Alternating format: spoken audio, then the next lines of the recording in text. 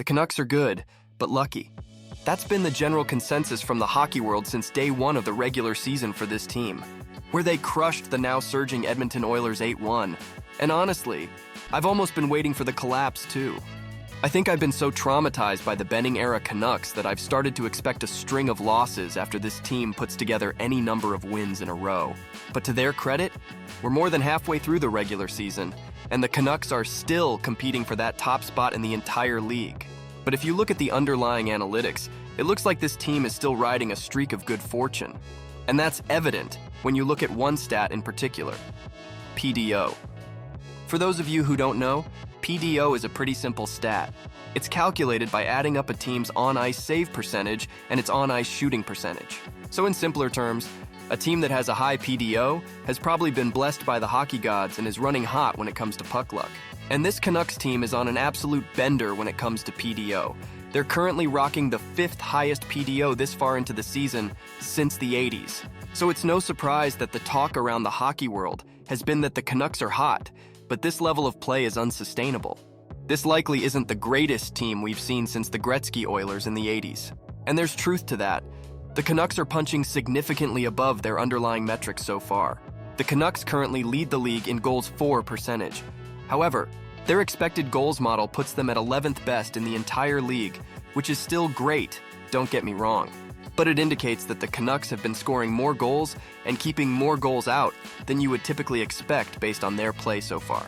They also have 5 players that are shooting at a 20% clip or higher, while the league average is just slightly under 10%. That includes guys like Dakota Joshua, who has a career shooting percentage of 16.6%, but is currently shooting at 23.4%. Brock Besser, who has a career shooting percentage of 13.7%, but is currently shooting at 23.3%.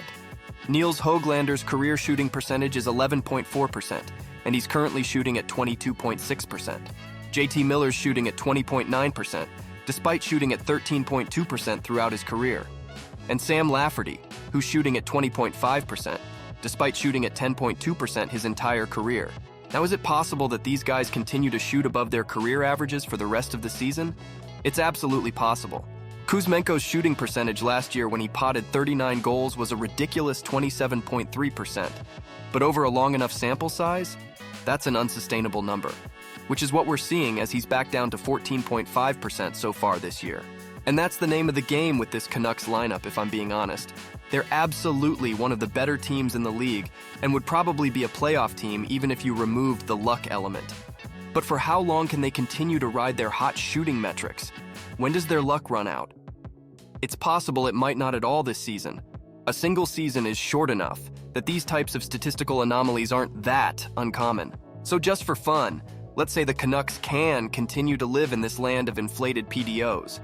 I looked up how each of these teams that had a higher PDO than the Canucks actually performed at the end of the season, and the results are very favorable if you're a Canucks fan like myself. The 84-85 Edmonton Oilers would end the season just 4 points shy of winning the President's Trophy, but would go on to win the Stanley Cup over the President's Trophy winning Flyers. The 83-84 Oilers would go on to not only win the President's Trophy by a margin of 15 points, but would also go on to win the Stanley Cup.